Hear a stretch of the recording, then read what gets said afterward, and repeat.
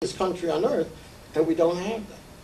From the discriminative point of view, apparently, again, individuals who are really working hard at the school choice issue are Jewish white men. Pretty much many of them are affluent.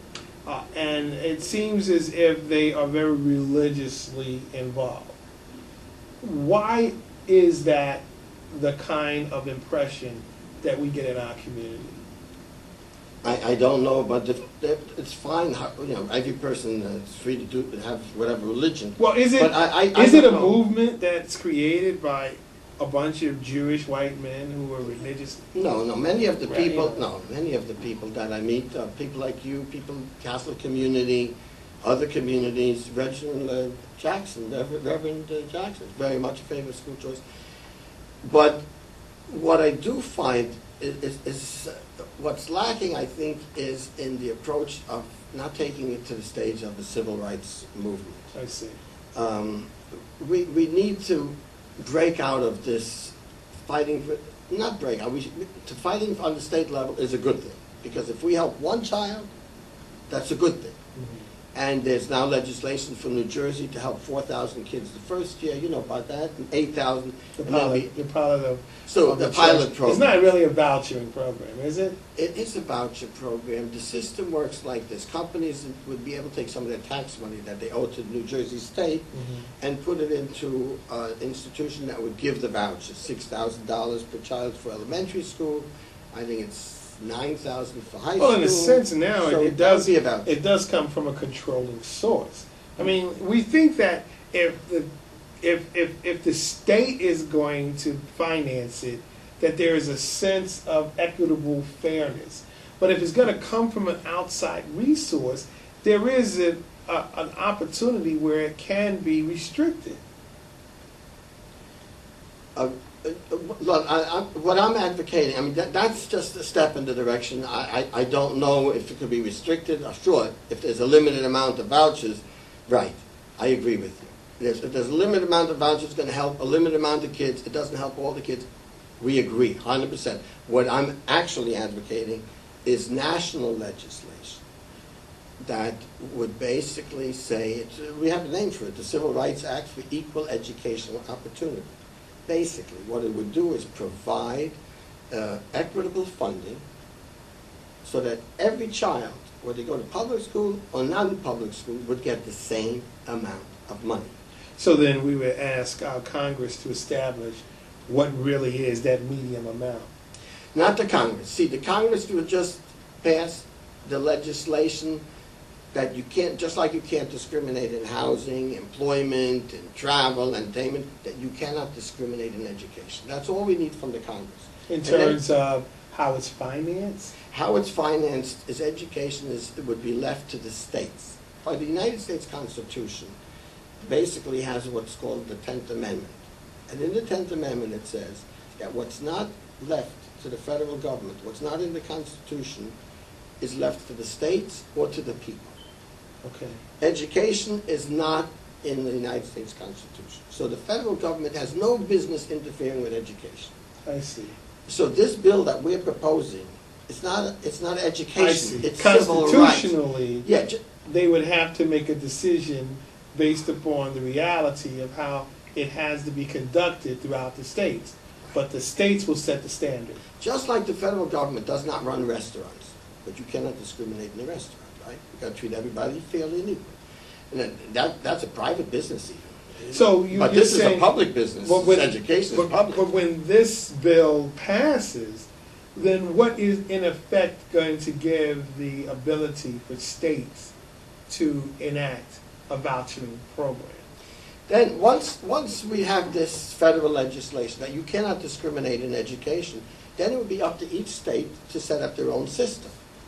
Like it is today. So we would need to have an advocate from the state level to also propose a bill. Well, you have elected officials. Right now in New Jersey State, we have 120 elected officials. You have, they meet in Trenton, and they have the Senate, and you have, and they vote. Right. They vote for, so they would have to sit and vote on a plan. and That would be effective for fairness. That would in a vouchering program. If you have another way to make a fair system, fine. But Right. What was originally advocated by Milton Friedman was the best way to govern and have that there is a certain control to make sure that every child gets an education.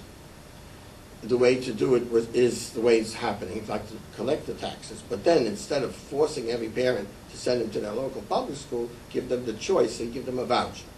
So let's say you get your tax return, for each kid you have a school-age age, you get a piece of paper. You take that piece of paper to whatever school you go to, you sign it over, it's like a check. And if you go to private school, you give it a check there. If you go to public school, you give the check there. And that's the voucher for your education. Now, in your book, you do highlight some areas in regard to the situation of the case of school choice. School choice around the world, for instance, parents in many other countries have more freedom of choice in education than Americans. In Chile, Sweden, and the Netherlands, they can choose private schools without financial penalty. So reads the first two sentences of the jacket of What America Can Learn from School Choice in Other Countries, edited by David Salisbury and James Tooley, and published by the Cato Institute 2005. Do we have to compare what's going on in other countries to relate? I want to show this. By the way, I just want to tell the people that this is available. I don't have it published where you can actually buy it in the store, but you could go online to Right. School Choice Voter, one word, schoolchoicevoter.org, Right. www.schoolchoicevoter.org, and you can download this book. So you got all the information there. And yes, there are examples in other countries where they have the system and it's much improved education. And there's really no reason that it should not be implemented. The only reason that's given, and mostly, of course, it's coming from the teachers' union because they're making loads and tons of money. Not only tons of money, but they also have control of the whole political movement. It's a $600 billion enterprise, K-12 education. More than national defense. Wow. More than national defense. Could you imagine what kind of political power you have? And besides that, you're indoctrinating the children to your way of thinking. You've got $600 billion budget that ends up in all kinds of places. There's a lot of organizations that are being funded by this, and we don't even know it because it's behind closed doors. You've got leftist organizations bringing down the country with money that's coming from our tax money.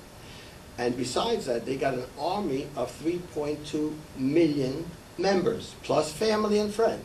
So they are not only controlling education in this country, they are controlling the politics as well. So, anything that you can do to break up this monopoly will improve our society incredibly.